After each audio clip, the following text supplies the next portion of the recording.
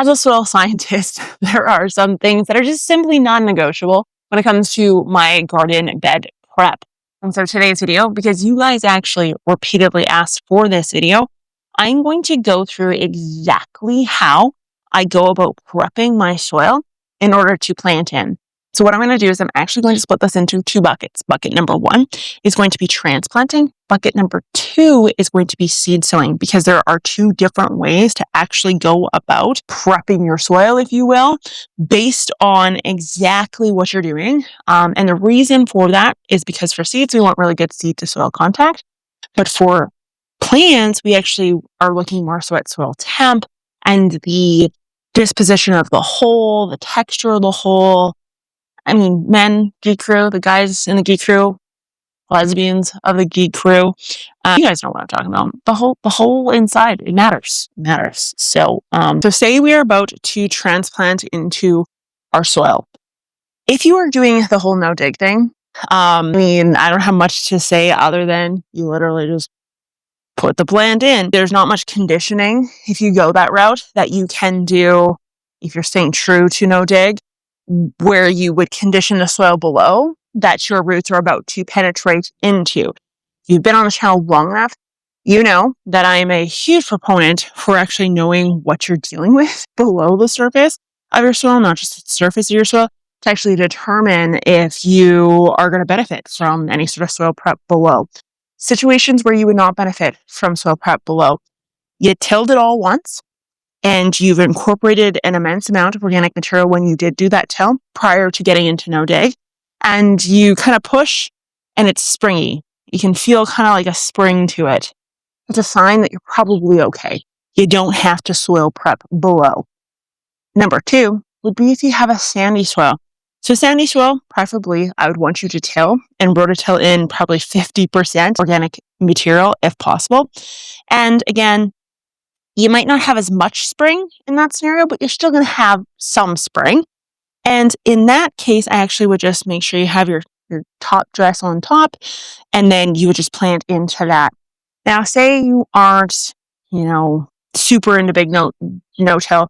Say you, for example, do have a raised bed for simply like what I have here, and you want to dig into a clay soil. I would never do no dig with a clay soil, a heavy clay soil.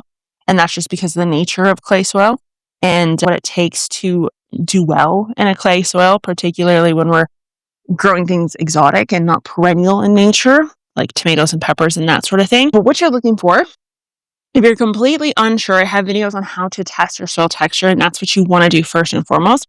But say you just want to get this over with and you don't really care, which I can respect. All you're going to do is you're going to shovel, and then I want you to dig a hole about spade's depth, pop it over the side, and you want to go down to where you think you're going to transplant approximately into the soil surface.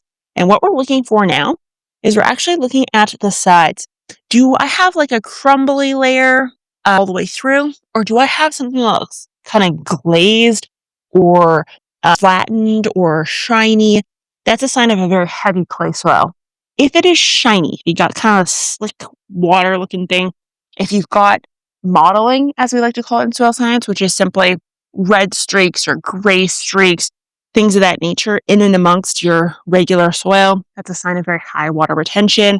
These are all signs and symptoms of something you need to remedy prior to actually potting up or putting plants into.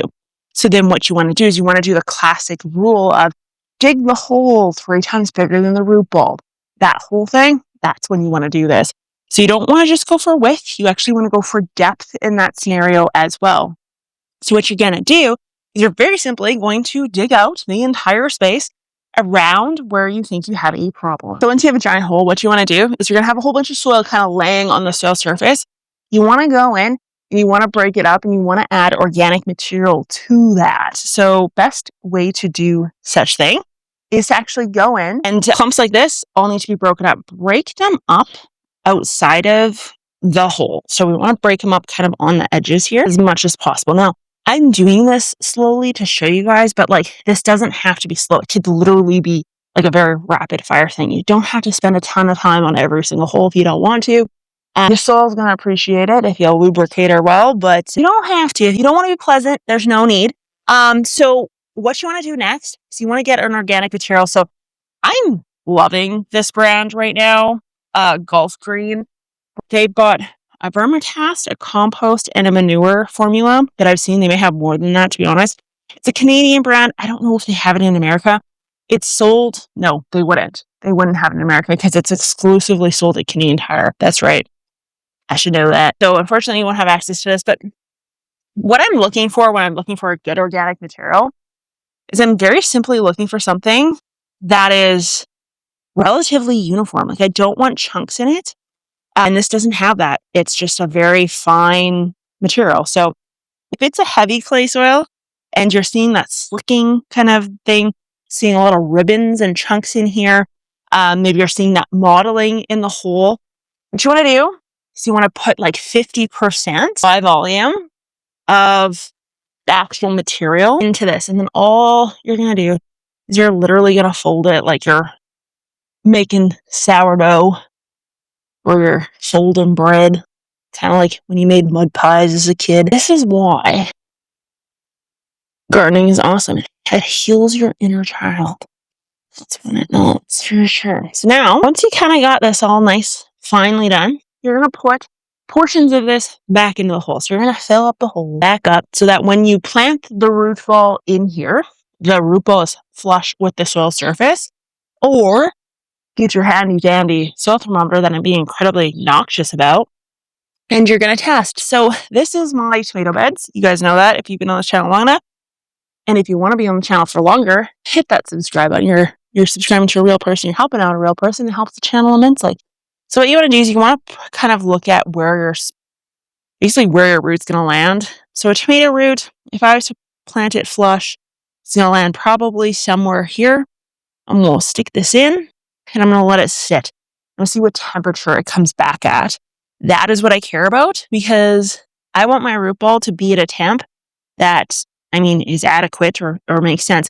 So I'm going this way with the thermometer, maybe slightly down, but mostly this direction.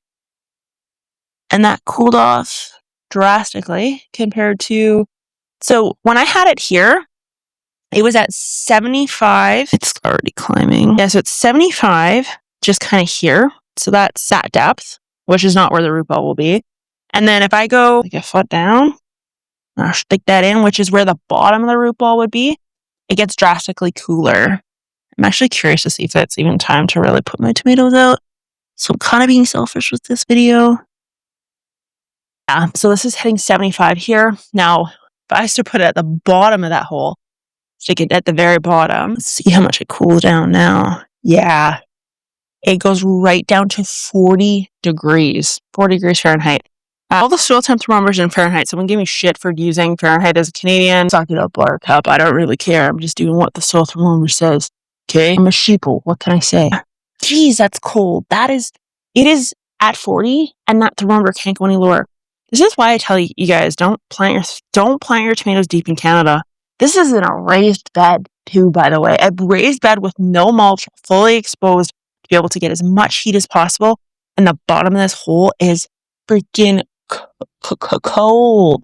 Okay, yeah. So in this case, what we're going to do is we are going to fill this hole up, put the plant in, and then you're just going to pile the rest of this really loose, fluffy material in and around this, kind of 3 times the size of the regular hole scenario, and you are off to the races. That is how you transplant. After that, you're just going to put your mulch directly on top, right off the hop.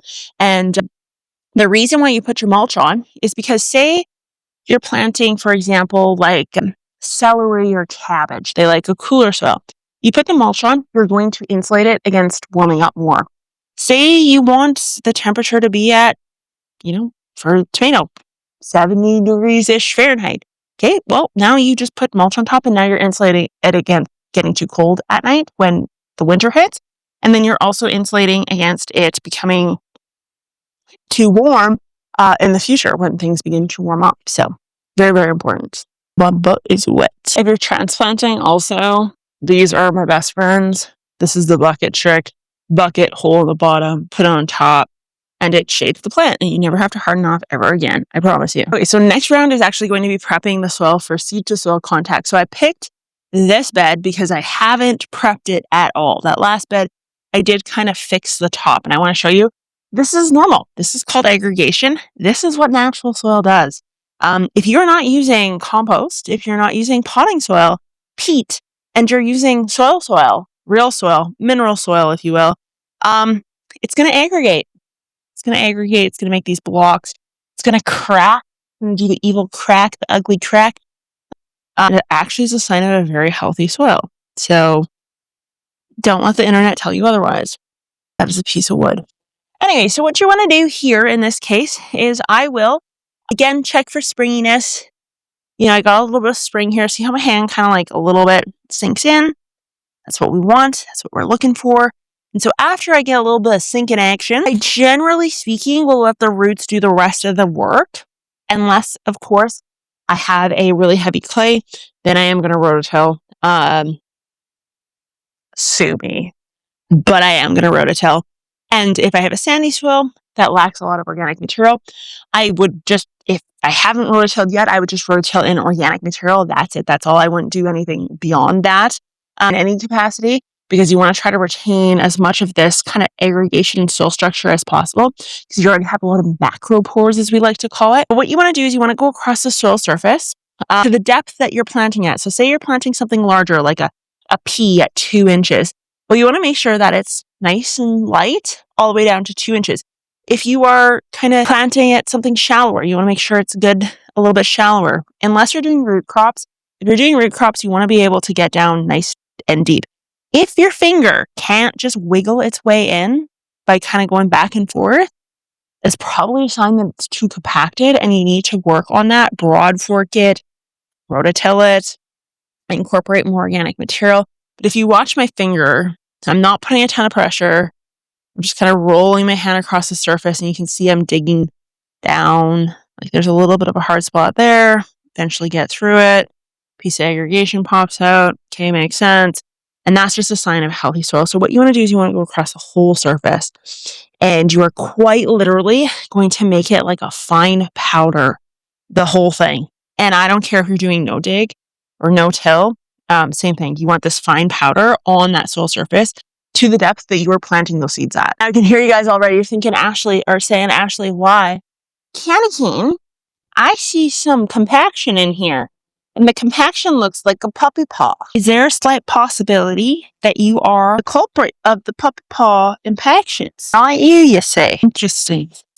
You're dismissed. Thank you very much for your contributions to the garden today. Not appreciated. This is a great example of when I actually did use this method. You can kind of see I used it for carrot seeds here. I've got, some germination happening. I literally just planted these not too long ago. So I still check my soil temp at the depth I'm sowing the seeds at. But other than that, I did not check soil temp, and it's just light and fluffy. It's got kind of like this fine material on top. There's not a lot of aggregation or clumping, which is kind of what we want to see, just kind of this fine dust everywhere. I don't mulch until the actual seedlings come up, and then I will add the mulch. That is a personal preference maybe that you do not have to follow, but it is what I follow. So you don't have to. If you are worried about the fine dust, blowing away in your whole garden causing the dirty 30s because you're completely delusional, that's you. And you can put mulch on. There's no reason why you can't. But I'm going to go to a limb and say that my tiny little raised garden bed situation's not going to cause the dirty 30 dust bowl. And if it does, you know what? At least I got some clout, okay? Going down in history for some crazy shit, which I probably already am. I got Manitoba maples in my backyard. And Manitoba, that is probably your worst contribution to Canada. I'm not gonna lie. Knowing how botanists actually name things with common names, I have this suspicion that it probably is not from Manitoba at all. It's probably not from Manitoba at all. It's probably from Ireland or something like that. Any Hoosers, Geekery, you have to let me know in the comments down below what kind of soil prep you do, if any. If you're no dig, if you rototill, if you don't rototill, I'd actually be more interested in that because I think that's probably one of the most common debates out there. And I'll talk to you guys next time.